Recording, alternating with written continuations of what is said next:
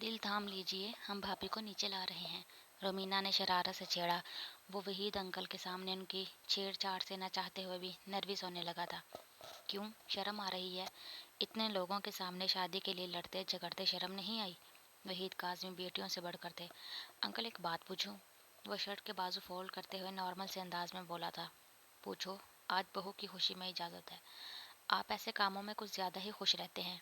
किसी की खुफिया शादी और किसी के चार दीवार में वलीमा करवा के। कहीं ऐसा ही कोई खुफिया काम? मखतूम ने बात अधूरी और जू में नहीं कही थी, और वहीद अंकल का कहा फलक जगाव था। वो उसकी चोट से महजूज हुए थे। बेटा, चार चार बेटियों का बाप हूँ। अब ऐसे खुफिया काम करूँ भी तो ये चारों पकड़ लेंगे, इसलिए दूसरों को देखकर ही खुश हो जाता हूँ। उन्होंने करीब आते शहरजाद के सर पर दस्ते शफकत रखा था, और मखतूम ने पलट कर देखा कि वो किसके सर पे हाथ फेर रहे हैं, और इस देखने देखने में सबकी नज़रों में आ गया था। वो गोल्डन और ग्रीन कम्बिनेशन के इंतहाई नफीस और कामदा ड्रेस में थी। नफासत से किए गए मेकअप और हल्की फुल्की ज्वेलरी में सचमुच मदहोश करने के दर पे थी।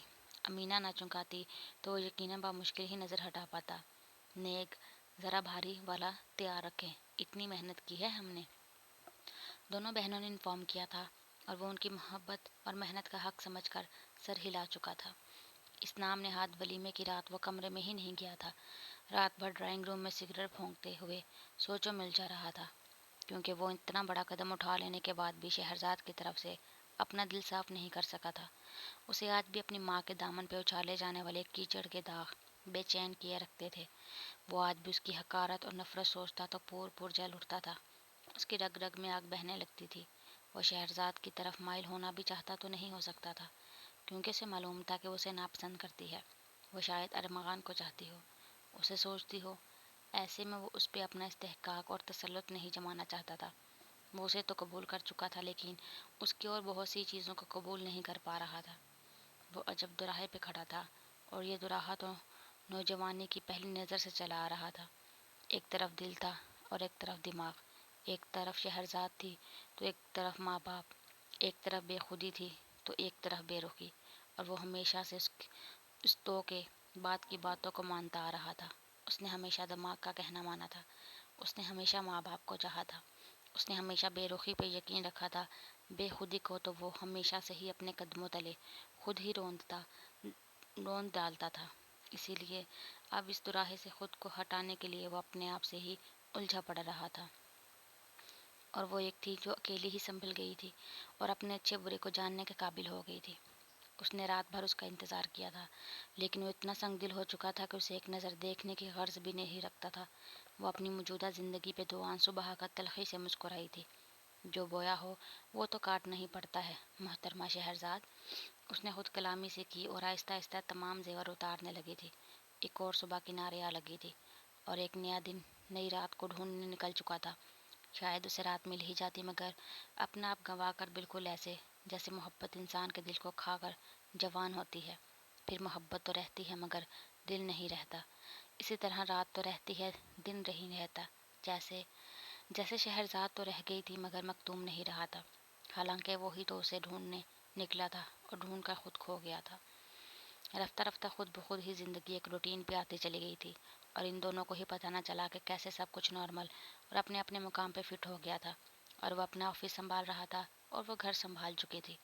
अगरचे मखतूम ने उसे यूनिवर्सिटी ज्वाइन करने और अपना आखिरी सेमेस्टर क्लियर करने की इजाज़त भी दी और इसरार भी किया था, मगर वो ऊंचे ऊंचे ख्वाब देखने और ख़ुद को बहुत आला चीज़ समझने के दौर से निकली आई थी। जब उसे इस चार दीवारी के लिए ही जीना था तो वो इस चार दीवारी को ही अपना बना कर रखना चाहती थी। अब खुद कुछ बन दिखाने का शौक जाता रहा था। अब बीवी बनकर दिखा देती, यही कामयाबी थी। आज इतवार था और वो घर पे ही था। शहरजाद सारे काम ख़त्म करके ऊपर चली गई थी। उसका इरादा से बेडरूम साफ करने का था। मखतूम लाउंज में बैठा बेध्यानी और सुस्ती से टीवी देखने में महव था। इतवार को कोई काम नहीं होता था और वो घर पे बोर हो जाता था। अभी भी ढीले ढाले ब्राउन कलर के शलवार सूट में वो सोफे पर नींद दराज लेटा चैनल सर्च कर रहा था जब मोबाइल बज उठा था। कैसे हो बेटा? मोमिना पुप्पो बात कर रही थी। तकरीबन 5 मिनट बाद उन्होंने शहरजाद को फ़ोन देने का कहा और वो जूते पहनकर शहरजाद की तलाश में नज़र दौड़ाता ऊपर आ गया। क्योंकि किचन का दरवाज़ा बंद था और मोबाइल की सिम में ध्यान होने की वजह से वो बिना दस्तक दिए अंदर चला आया था। لیکن شہرزاد کو دیکھ کر نظر تو نظر ایمان بھی ڈاواڈول ہو گیا تھا۔ Of white break silky ninety میں اس کے ہوش رباز سراپے کی حشر سمانیہ مکتوم شاہ کی رگوں میں لہو کی گردش تیز کر گئی تھی، اور وہ پہلی بار بے خودی میں اپنے قدم روک نہیں پایا تھا۔ اور دوسری طرف شہزاد اس اچانک افتاد پہ شرم سے زمین میں گڑ گئی تھی۔ اس کے تو وہم و گمان میں بھی نہیں تھا کہ وہ یوں اچانک چلا آئے گا۔ وہ اپنی جگہ ہلنے کے بھی قابل نہیں تھی۔ مکتوم شاہ کی نگاہوں کا استحقاق ایسا تھا کہ شہرزاد کی رنگت شرم سے سرخ پڑ گئی تھی۔ پھپھو کا فون ہے، اس نے بے حد گمبھیر آواز سے کہتے ہوئے موبائل اسے تھمایا اور اسے حصار میں لے لیا۔ شہرزاد آف موبائل اور مکتوم کی کھوئی کھوئی کیفیت دیکھ حیران ہوئی تھی، لیکن اس کے حصار میں شدت سے اس کے منہ سے سسکی نکل گئی تھی، لیکن وہ اس کی سسکی سن نہ سکا تھا۔ نفرت کرتی ہو نا مجھ سے؟ وہ اس کے وجود کو باہوں میں بھینچ کر اس کا چہرہ سختی سے اپنے سامنے کر چکا تھا۔ شہرزاد کے چہرے پہ نہ جانے کس کس درد، کس کس تکلیف کے آثار تھے کہ وہ مزید بھپر گیا تھا۔